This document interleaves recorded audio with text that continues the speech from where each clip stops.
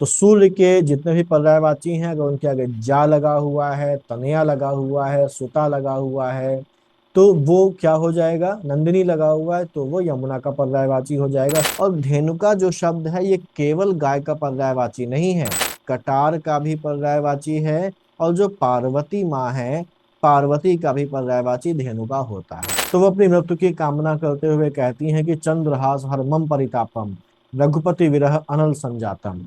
कि चंद्रहास तलवार के साथ साथ चांदी का भी पर्यायवाची है। तो ये हरि भी उनमें से एक है। हरि विष्णु का भी पर्यायवाची है, हरि बंदर का भी पर्यायवाची है, और हरि जो है वो शेर का भी पर्यायवाची है।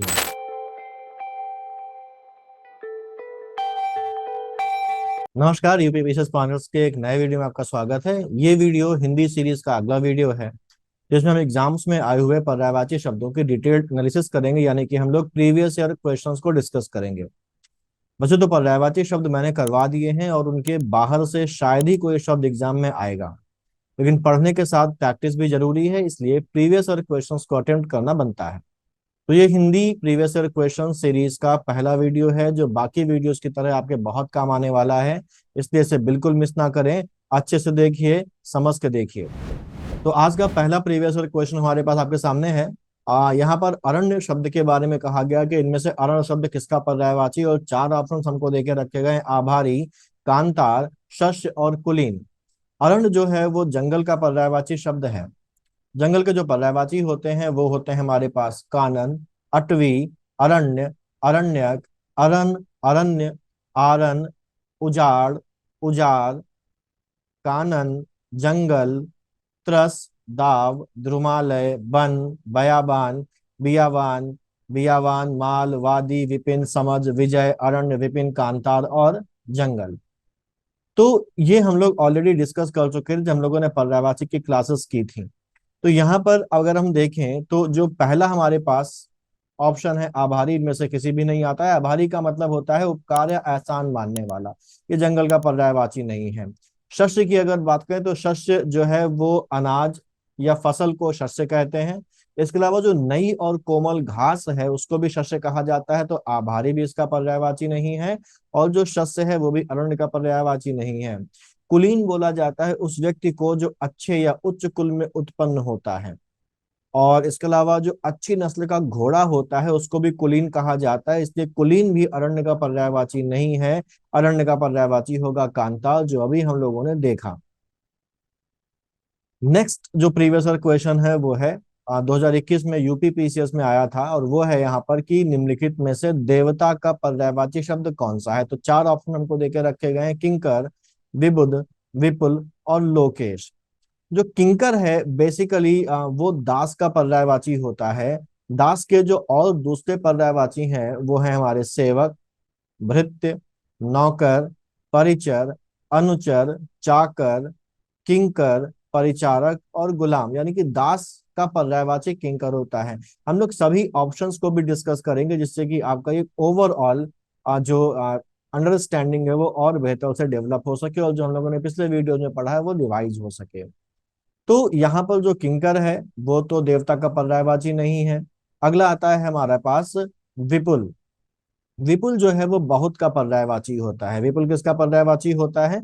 बहुत का पर्यायवाची होता है, यानी कि वह वस्तु या कोई भी ऐसी चीज जो परिमाण में, क्वांटिटी में बहुत अधिक हो, उसको विपुल कहा जाता है। लोकेश जो है वो ब्रह्मा का पर्यायवाची है। ब्रह्मा का पर्यायवाची है। ब्रह्मा को लोकेश कहा जाता है क्योंकि ब्रह्मा ब्रह्मांड के विभिन्न लोकों के रचयिता माने जाते हैं। ब्रह्मा का संबंध सृष्टि से होता है, और ये माना जाता है कि उन्होंने इस ब्रह्मांड को, इसके सभी प्राणियों को, लोकों को और सभी तत्वों को रचा है। उन्हें दुनिया का सृजनहार माना जाता है, जिसका अर्थ है कि वह सभी लोकों और उनके प्राणियों का ईश्वर है, और इसी कारण ब्रह्मा को लोकेश कहा जाता है। ब्रह्मा के जो और दूसरे पर्यायवाची हैं वो होते हैं ये सामने आपके: आत्मभू, स्वयंभू, चतुरानन, पितामह, हिरण्यगर्भ, लोकेश, विधि, विधाता, विरंची, विधना, सत्ता, प्रजापति, अज, कमलासन, हंसवाहन, कलतार, अंडज, नाभिजन्मा, सदानंद, धाता, सुरज्येष्ठ, परमेष्ठी, सृष्टा, अब्ज योनि, गर्भकर्ता, सृष्टिकर्ता, गिरापति और तो ये हमारे ब्रह्मा के पर्यायवाची हैं। ब्रह्मा के जो पर्यायवाची हैं ये उनके पर्यायवाची क्यों हैं, ये हम लोग ऑलरेडी डिस्कस कर चुके हैं। अगला जो हमारे पास ऑप्शन है वो है विबुध। तो किंकर भी देवता का पर्यायवाची नहीं है, विपुल भी देवता का पर्यायवाची नहीं है, और लोकेश भी नहीं है। क्यों नहीं है, हम लोगों ने देखा। विबुध जो है वो देवता का पर्यायवाची है। जो देवता है उनको विबुध भी कहा जाता है। और जो विबुध है वो केवल देवता का पर्यायवाची नहीं होता है, जो बुद्धिमान पंडित है उसका भी पर्यायवाची होता है, और विबुध चंद्रमा का भी पर्यायवाची है। तो विबुध जो है वो देवता का भी पर्यायवाची है, पंडित का भी पर्यायवाची है, और चंद्रमा का भी पर्यायवाची होता है। तो यहाँ पर इन चार ऑप्शन में से जो विबुध है वो हमारा सही ऑप्शन है, और वो देवता का पर्यायवाची है। अगला जो प्रीवियस क्वेश्चन है वो यूपीपीसीएस प्री 2019 में आया हुआ पर्यायवाची का है। सीसैट वगैरह में पूछा जाता है कि निम्न में से खिड़की का पर्यायवाची कौन है। तो हम लोगों ने जब पढ़े थे शब्द तो हम लोगों ने खिड़की का भी पर्यायवाची कवर किया था, और मैंने बताया था कि खिड़की के जो पर्यायवाची होते हैं वो होते हैं झरोखा, वातायन, गवाक्ष, अंतर्द्वार, बारी और दरीचा। ये खिड़की के पर्यायवाची होते हैं। और इनमें से अगर देखा जाए तो खिड़की के पर्यायवाचियों में वातायन भी यहाँ पर दिया हुआ है, बारी भी दिया हुआ है, और दरीचा भी दिया हुआ है। यानी कि ये तीनों ही खिड़की के पर्यायवाची हैं, और इसलिए जो सही ऑप्शन हो जाएगा वो हो जाएगा डी, यानी कि ये सभी खिड़की के पर्यायवाची हैं। अगला जो प्रीवियस क्वेश्चन है वो है वसुधा। वसुधा का पर्यायवाची शब्द, तो वसुधा खुद एक पर्यायवाची शब्द है। किसका पर्यायवाची होता है वसुधा? वसुधा पृथ्वी का पर्यायवाची होता है। तो इनमें से कौन पृथ्वी यानी कि वसुधा का पर्यायवाची शब्द है वो हम लोगों को देखना है। तो पृथ्वी के जो पर्यायवाची शब्द हैं उनको एक बार देख लेते हैं, रिवाइज कर लेते हैं।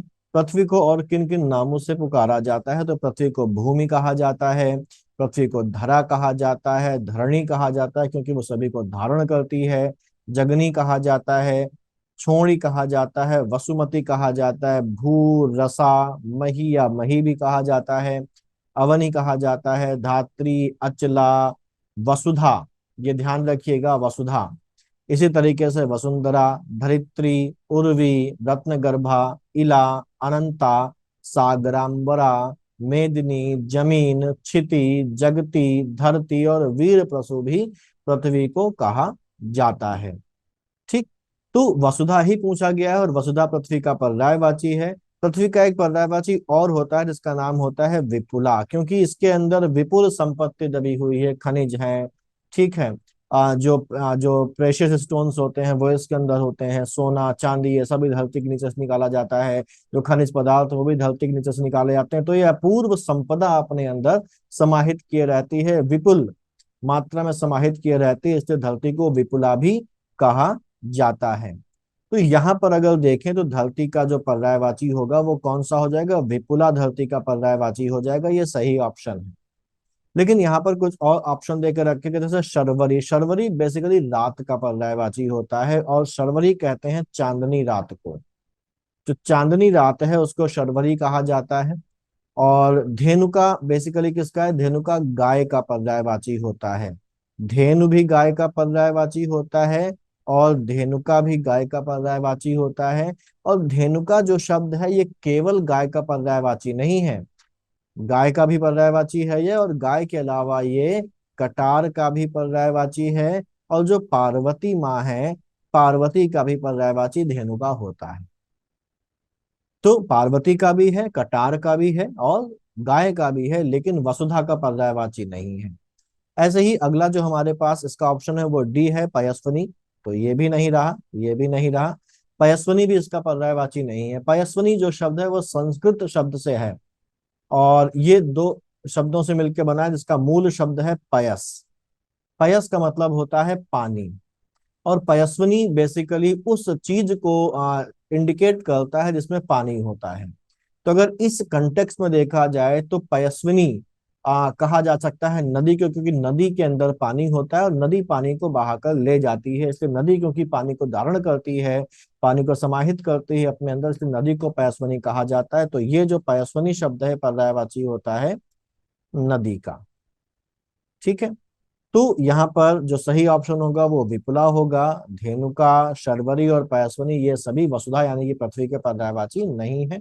अगला प्रीवियस ईयर क्वेश्चन 2018 का यूपी पीसीएस प्री का आया हुआ है, और यहाँ पर पूछा गया है कि व्योम का पर्यायवाची शब्द नहीं है। ध्यान रखिएगा, नहीं शब्द पर हमको ध्यान देना है, इसको बिल्कुल इग्नोर नहीं करना है, क्योंकि अक्सर हम लोग नहीं में धोखा खा जाते हैं और गलत ऑप्शन टिक करके चले आते हैं। तो व्योम का पर्यायवाची शब्द इनमें से कौन नहीं है? तो इसमें हमारे पास चार ऑप्शन है: अंतरिक्ष, अंबर, पीयूष और नभ। तो व्योम जो बेसिकली शब्द है वो खुद अपने आप में आकाश को कहा जाता है, आकाश को व्योम कहा जाता है। और आकाश की अगर हम पर्यायवाची देखें तो आकाश के कई सारे पर्यायवाची होते हैं जो हम लोगों ने पढ़े हुए हैं।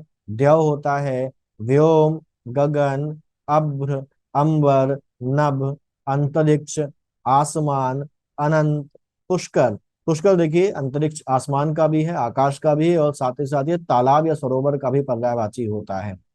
ऐसे ही वियत, शून्य, खे, घनवास, खगोल, तारापथ, दिव, शून्यता और देवपथ, ये भी आकाश के पर्यायवाची हैं, इसलिए ये व्योम के भी पर्यायवाची हो जाते हैं।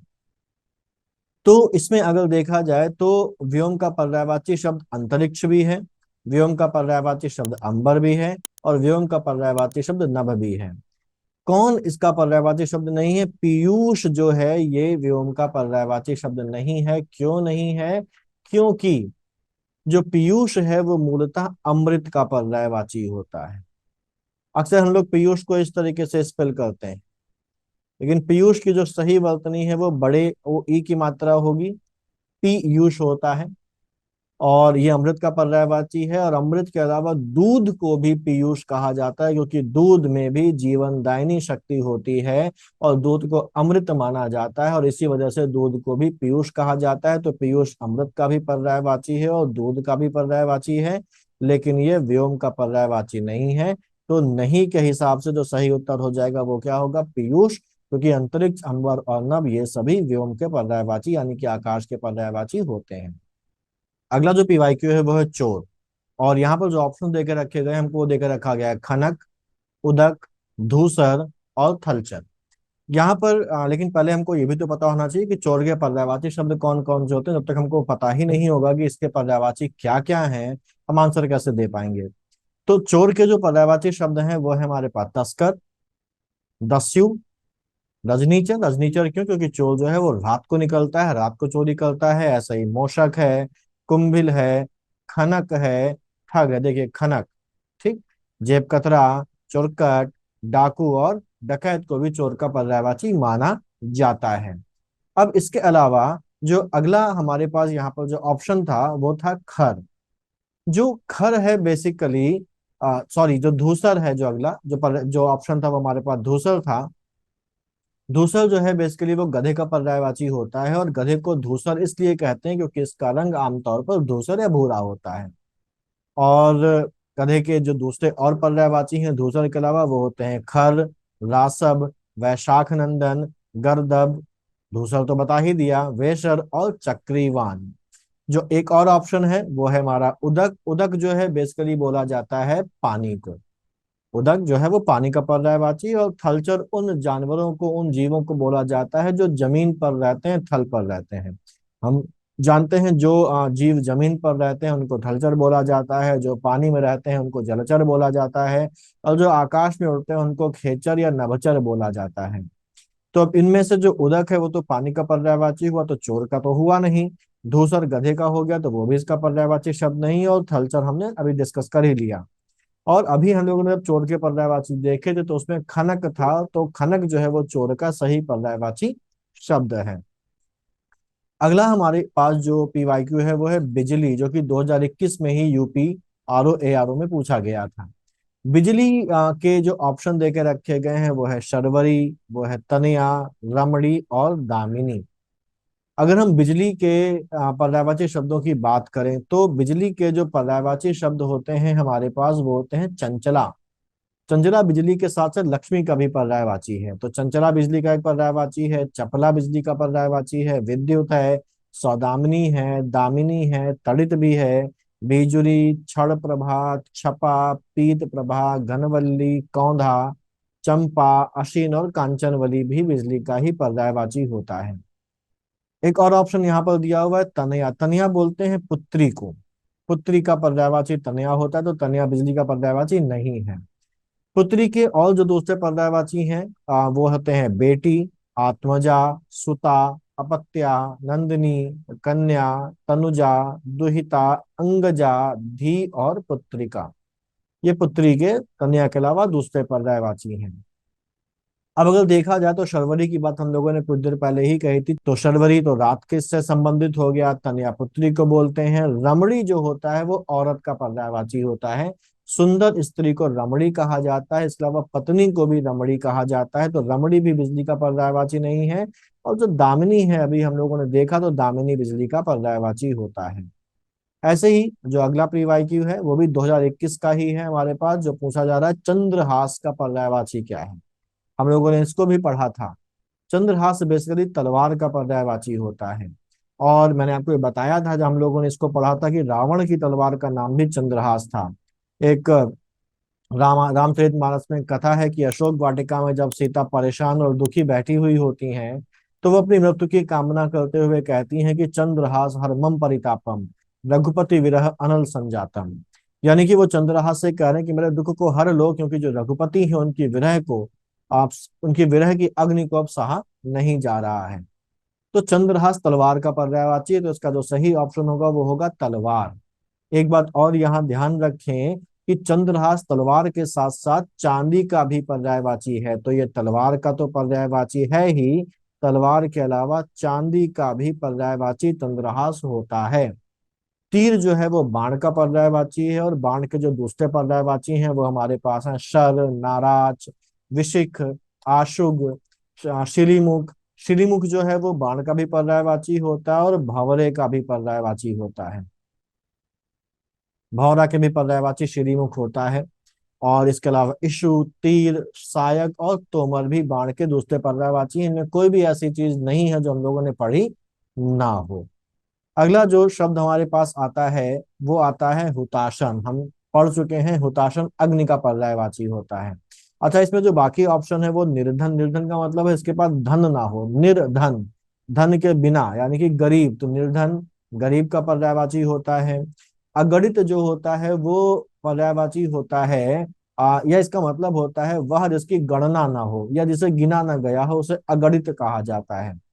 अखंड जो है उसका मतलब होता है जिसके खंड ना हो, जिसके टुकड़े ना हुए हो, या जो पूरा हो, समूचा हो, संपूर्ण, उसको अखंड कहा जाता है। तो इन तीनों में से कोई भी हुताशन यानी कि अग्नि का पर्यायवाची नहीं है।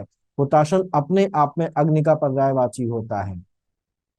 अगर हम अग्नि के पर्यायवाचियों को देखें हुताशन के अलावा और कौन कौन अग्नि के पर्यायवाची हैं, तो बहुत सारे हैं जिनको मैंने डिटेल में आपको पढ़ाया है कि ये क्यों है अग्नि के पर्यायवाची। तो वनी होता है, पावक होता है क्योंकि अग्नि पवित्र कर देती है, ये माना जाता है जो भी वस्तु अग्नि के संपर्क में आती है वो पवित्र हो जाती है। ऐसे ही अनल है, वायु सखा बोलते हैं क्योंकि हवा की मौजूदगी में अग्नि बहुत तेजी से बढ़ती है। ऐसे ही दहन, धूमकेतु, क्योंकि अग्नि प्रज्वलित होने पर धुआं निकलता है जो कि एक केतु यानी कि झंडे की तरह दिखाई पड़ता है, और हम ये कहते हैं कि अग्नि जो है उसका जो झंडा है वो धुआं है, इसीलिए उसको धूमकेतु कहा जाता है। इसके और पर्यायवाची कृषाणु, पिंगल, दव, धनंजय, जातवेदस। धनंजय क्यों कहा जाता है? क्योंकि ये माना जाता है कि अग्नि की पूजा करने से, अग्नि की उपासना करने से धन की प्राप्ति होती है। ऐसे ही जातवेदस, जातवेद, हुताशन, ठीक है ना, वैश्वानर, ज्वाला, रोहिताश्व, क्योंकि ये माना जाता है कि अग्नि जिस घोड़े पर सवार होकर आती है उस घोड़े का रंग लाल है, तो इसको रोहिताश्व बोला जाता है। ऐसे पन्ही, शुक्र, शिखी भी बोला जाता है, अरुण भी बोला जाता है, हुतबुक भी बोला जाता है, और हव्य वाहन। हव्य वाहन क्यों कहते हैं आपको याद है? मैंने बताया था, क्योंकि जब हम यज्ञ करते हैं तो यज्ञ में जो सामग्री डाली जाती है उसको हव्य कहा जाता है, और इस हव्य को वो देवताओं तक पहुंचाने का कार्य करती है अग्नि, इसलिए इसको हव्य वाहन कहा जाता है। तो जो हमारा इसका सही ऑप्शन हो गया वो हो गया अग्निहुताशन, जो है वो अग्नि का पर्यायवाची है। अगला पीवाईक्यू है हमारा चंचरीक। ये भी आप सब जानते हैं, हम लोगों ने बहुत डिटेल में डिस्कस किया था इसको। चंचरीक के ऑप्शन यहाँ पर देकर रखे गए हैं हवा, मित्र, पुत्र और भ्रमर। जो चंचरीक है बेसिकली वो पर्यायवाची होता है भंवरे का। भंवरे को चंचरीक कहा जाता है, और चंचरीक के अलावा भंवरे के और भी पर्यायवाची, जैसे उसको भ्रमर कहा जाता जाता है, अली कहा जाता है, मधुकर कहा जाता है, मधुप कहा जाता है, चंचरीक देख ही लिया, द्विरेफ, भृंग, श्रीमुख मैंने ही बताया, श्रीमुख किसका पर्यायवाची है, और श्रीमुख बाण का भी पर्यायवाची होता है और भंवरे का भी पर्यायवाची होता है। ऐसे ही सारंग, सारंग तो बहुत सारी चीजों का पर्यायवाची है। ठीक है, अगर आपको याद है कि सारंग किन किन चीजों का पर्यायवाची, तो मुझे कमेंट में लिख कर बताइए कि सारंग किन किन शब्दों का पर्यायवाची होता है, बहुत इंपॉर्टेंट है ये। ऐसे ही रोलम्ब भी इसका एक पर्यायवाची है, द्विज भी बोलते हैं इसको, द्विज भी कई चीजों का पर्यायवाची, इसका भी बताइए मुझे। षटपद, मिलिंद, मधुराज, मधुभक्षा, भंवरा और मधुभक्षी, क्योंकि मधु खाता है, इसलिए ये भी इसका पर्यायवाची है। तो अगर देखा जाए तो चंचरीक शब्द का जो पर्यायवाची क्या होगा, भ्रमर होगा, ना हवा होगा, ना मित्र होगा और ना ही पुत्र होगा। नेक्स्ट पीवाईक्यू है तिमिर। तिमिर जो है वो अंधकार या अंधेरे का पर्यायवाची होता है, और ये प्रकाश का पर्यायवाची नहीं है, ना ही ये रात्रि का पर्यायवाची है, ये पर्यायवाची है सूर्य का भी नहीं, जबकि ये पर्यायवाची किसका है, अंधकार का। तिमिर का मतलब अंधकार होता है, अंधेरा होता है। तिमिर के अगर हम और पर्यायवाची देखें तो इसके पर्यायवाची होते हैं तिमिर के अंधेरा, अंधकार, तम, तिमिर, ध्वान, अंधियारा, तमस और तमिस्त्र। ऐसे अगर हम प्रकाश के पर्यायवाची देखें, प्रकाश का मतलब होता है उजाला, रोशनी, आलोक, प्रभा, ज्योति और जगमगाहट। ये भी जगमगाहट को भी प्रकाश का पर्यायवाची माना जाता है। और ऐसे अगर रात को देखें तो रात का पर्यायवाची क्या होता है, रात का पर्यायवाची, रात्रि का पर्यायवाची निशा होता है, रजनी होता है, यामिनी होता है, निशीथनी होता है, क्षपा होता है, विभावरी होता है, तमस्विनी, शर्वरी, रैन, त्रियामा, रात, छड़दा, तमी, विभा, राका और तमिस्त्रा, ये इसका पर्यायवाची होता है। ऐसे ही अगर हम अगले शब्द को देखें तो सूर्य है, यहाँ पर एक ऑप्शन में था, सूर्य के पर्यायवाची क्या है, ध्यान रखिएगा, सूर्य का पर्यायवाची तरणी होता है। तरणी भी कई सारी चीजों का पर्यायवाची होता है। ऐसे ही पतंग, पतंग भी कई चीजों का पर्यायवाची होता है। ये माना जाता है जो भी चीजें आकाश में उड़ती हैं, हवा में उड़ती हैं, उन्हें पतंग कहा जाता है। तो क्योंकि सूर्य भी आकाश में गमन करता है, इसलिए सूर्य को भी पतंग कहा जाता है। इससे इसका एक पर्यायवाची अर्क है, इसका एक पर्यायवाची हंस है। ऐसे ही मरीचि, सविता, भानु, दिनेश, अंशुमाली, क्योंकि बहुत सारे अंशु किरणें इससे निकलती हैं, इसलिए इसको अंशुमाली कहा जाता है। सहस्त्रांशु बोला जाता है, दिनमणि कहा जाता है, दिनकर कहा जाता है, रवि कहा जाता है, भास्कर है, मार्तंड, मार्तंड बेसिकली दोपहर के सूर्य को बोला जाता है, प्रभाकर, दिवाकर, आदित्य और तमारी, यानी कि ये अंधेरे का दुश्मन है, इसलिए उसको तम का अरि यानी कि तमारी बोला जाता है। और तिमिर का जो सही ऑप्शन यहाँ पर हो जाएगा वो क्या हो जाएगा, अंधकार, जैसा कि हम लोगों ने भी डिस्कस किया। नेक्स्ट जो पीवाईक्यू है वो है जीव। जीव के ऑप्शन यहाँ पर देके रखे गए हैं, वचन, रसना, जीव और ध्वनि। तो ध्वनि इसके पर्यायवाची नहीं है, वचन भी नहीं है और जीव भी नहीं है। जीव का पर्यायवाची होता है रसना, जिससे हम रस का ज्ञान लें उसको रसना बोला जाता है। अगर हम जीव के और पर्यायवाचियों को देखें तो रसना तो इसका है ही, जिह्वा होता है, जुबान होता है, रसज्ञा क्योंकि इससे रस का ज्ञान होता है, स्वाद का ज्ञान होता है, ऐसे ही जुबान है, रसिका है, रसेंद्री है और चंचला है। चंचला क्योंकि ये स्थिर नहीं रहती है।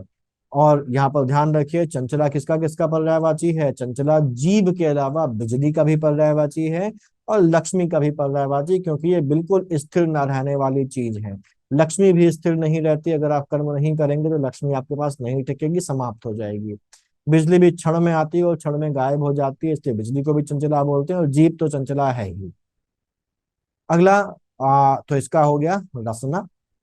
और अगला जो पीवाईक्यू हमारे पास है वो है अपर्णा। अपर्णा की बात अगर हम लोग करें तो अपर्णा जो है वो यहाँ पर पार्वती का पर्यायवाची है। अब पार्वती को अपर्णा किस लिए कहा जाता है, इसलिए कहा जाता है क्योंकि पार्वती जो है वो हिमालय की पुत्री है, उनकी माता का नाम मैना था। तो पार्वती बेसिकली जो सती शिव भगवान की पहली पत्नी थी, जिन्होंने दक्ष प्रजापति के यज्ञ में कूद कर अपनी जान दे दी थी, उन्हीं का अवतार मानी जाती हैं, उन्हीं का पुनर्जन्म मानी जाती हैं, और वो इस पुनर्जन्म में भगवान को शिव को दोबारा से पाने के लिए कठोर तपस्या करती हैं। इस तपस्या के दौरान ना तो वो भोजन करती हैं, ना वो पानी खा पीती हैं, वो केवल पत्ते खाती हैं। और जब तपस्या उनकी इतनी लंबी चलती है कि पत्ते खाते खाते उनके आसपास पत्तों के अलावा कुछ भी नहीं बचता है, यहाँ तक कि उनके आसपास पत्ते भी समाप्त हो जाते हैं, पत्ते भी नहीं बचते। इसलिए उन्हें अपर्णा या पत्ते रहित कहा जाता है। इस घटना के बाद पार्वती की माता जो मैना थी, उन्होंने उनको अपर्णा कहकर पुकारा था, और इसलिए पार्वती का जो पर्यायवाची है, पार्वती जी का जो पर्यायवाची है, वो अपर्णा है। तो जो अपर्णा शब्द है वो पार्वती जी का पर्यायवाची है।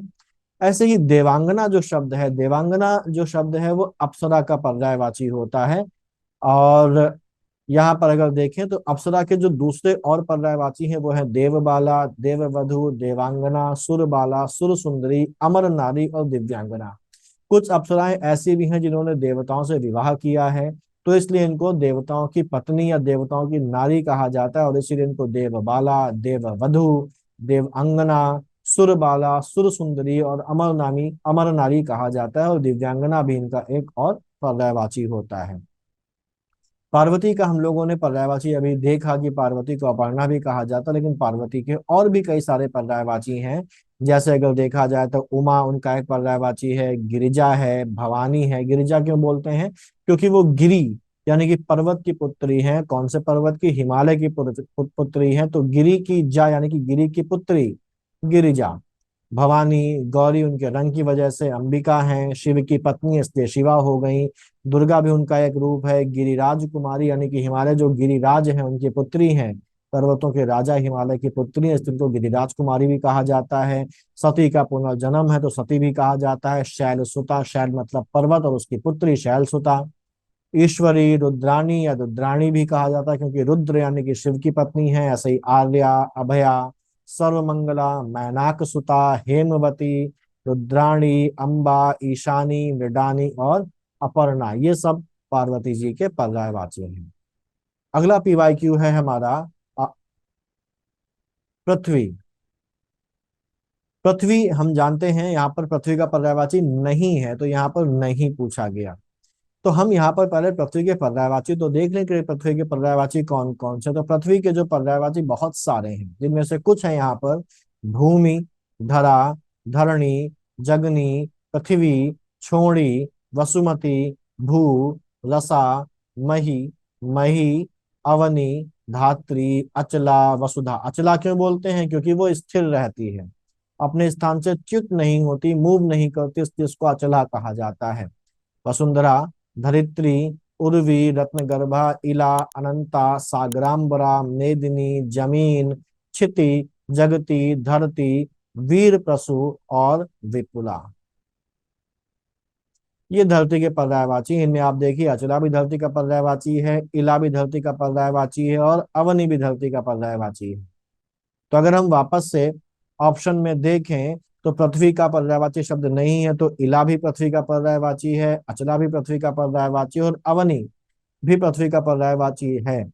अचल जो है वो पृथ्वी का पर्यायवाची नहीं है। अचला है पृथ्वी का पर्यायवाची, अचल नहीं है। अचल है पर्वत।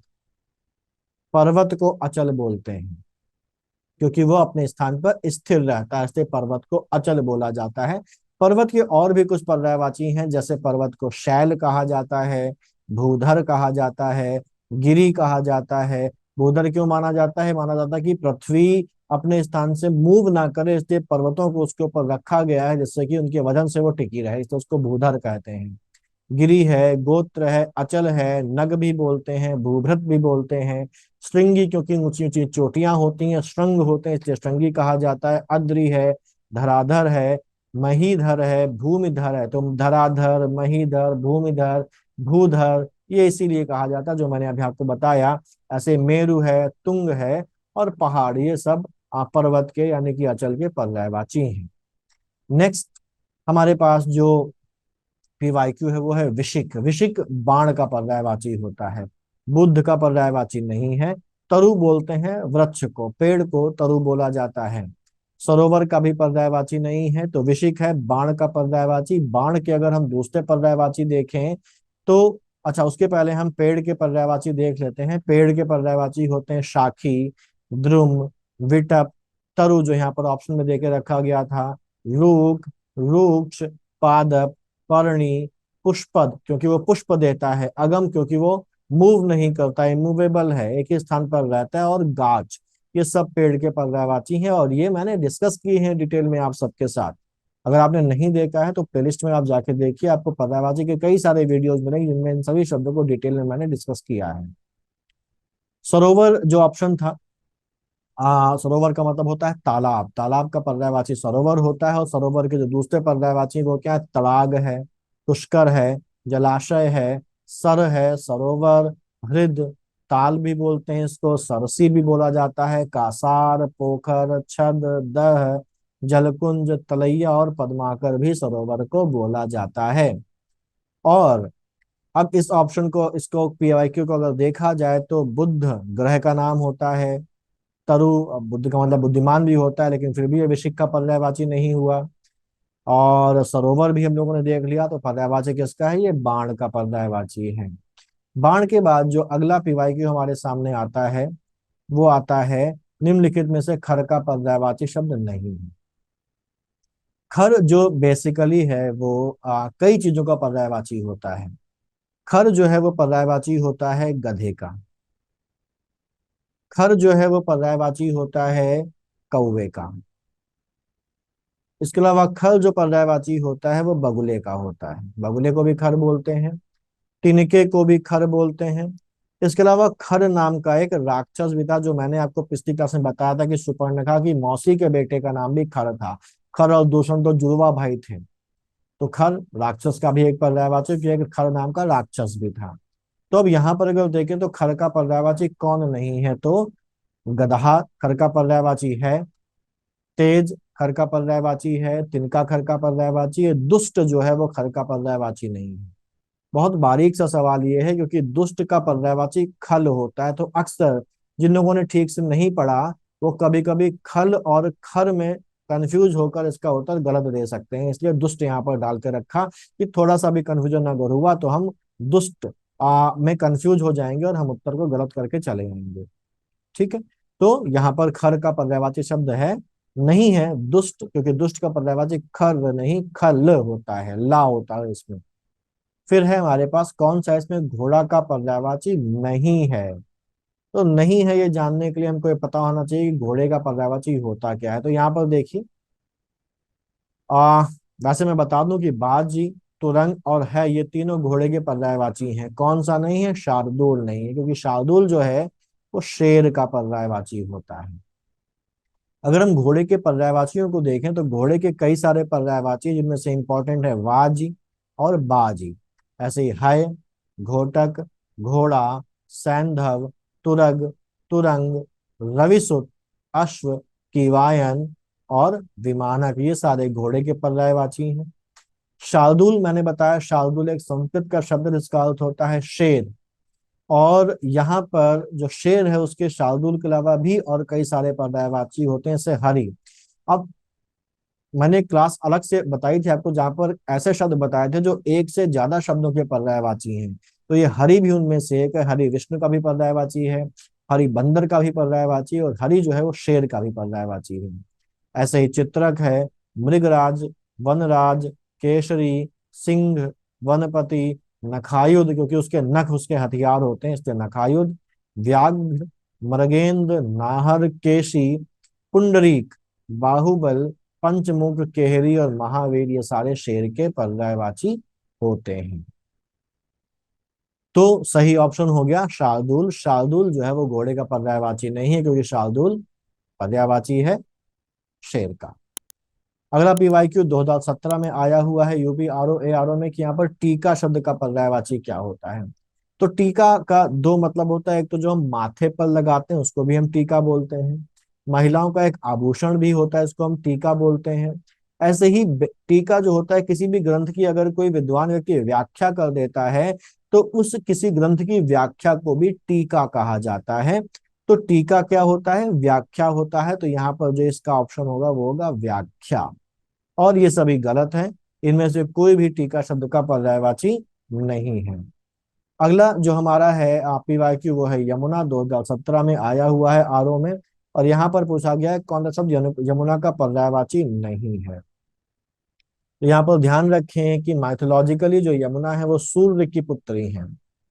तो सूर्य के जितने भी पर्यायवाची हैं, अगर उनके आगे जा लगा हुआ है, तनया लगा हुआ है, सुता लगा हुआ है, तो वो क्या हो जाएगा, नंदिनी लगा हुआ है तो वो यमुना का पर्यायवाची हो जाएगा। साथ ही साथ यमुना जो है वो यम की बहन भी है, और यमुना का जो रंग है वो काला होता है, इसलिए उनका एक पर्यायवाची कृष्णा भी होता है।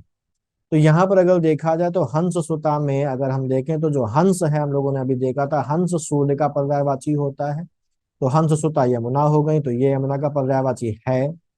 अर्कजा में अगर देखें तो अर्क सूर्य का पर्यायवाची होता है, और उसके आगे जा लगा दिया गया तो सूर्य की पुत्री हो गई, यानी कि ये भी पर्यायवाची है।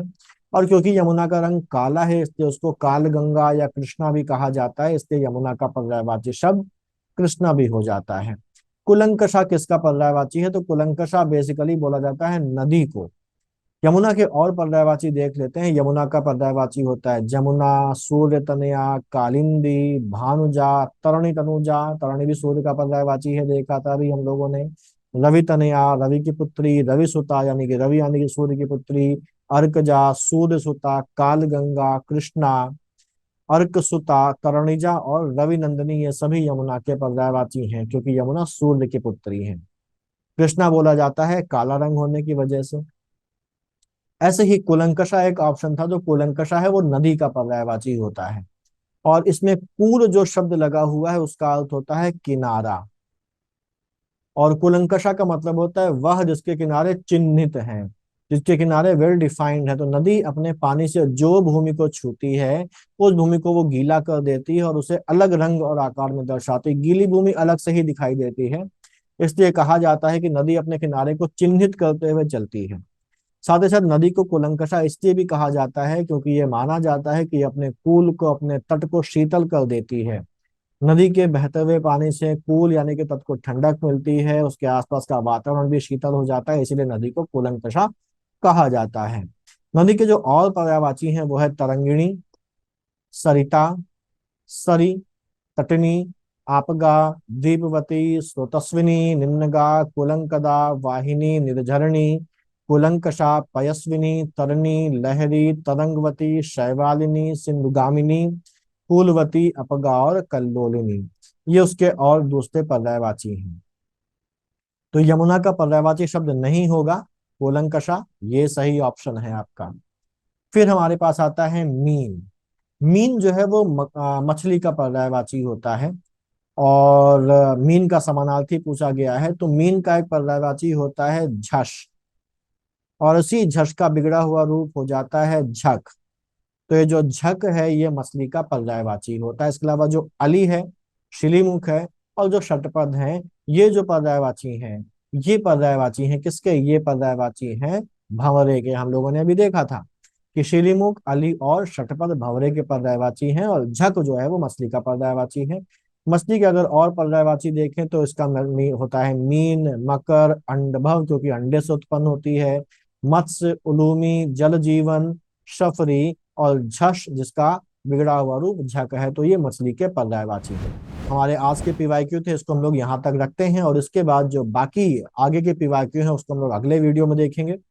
तो पढ़ते रहिए और खूब मेहनत करते रहिए, क्योंकि जो मेहनत करेगा वही पास होता है। सफलता का कोई शॉर्टकट नहीं होता। अगर आप पढ़ेंगे, अगर आप मेहनत करेंगे, तभी आप बाकियों से बेहतर परफॉर्म कर पाएंगे, तभी आप एग्जाम को क्वालिफाई कर पाएंगे। अगर आप नहीं पढ़ते हैं तो आप कुछ और नहीं कर रहे हैं, बल्कि अपने आप को धोखा दे रहे हैं। क्योंकि इस कटथ्रोट कंपटीशन में तब तक आपका उद्धार नहीं होगा जब तक कि आप खुद पढ़ाई नहीं करेंगे। क्योंकि ध्यान रखिए कि अपने मरने से ही स्वर्ग मिलता है, तो आपको मेहनत करनी पड़ेगी, पढ़ना पड़ेगा, और उसी के बाद आपको सफलता मिलेगी। ठीक है, तो पढ़ते रहिए, आगे बढ़ते रहिए। All the best.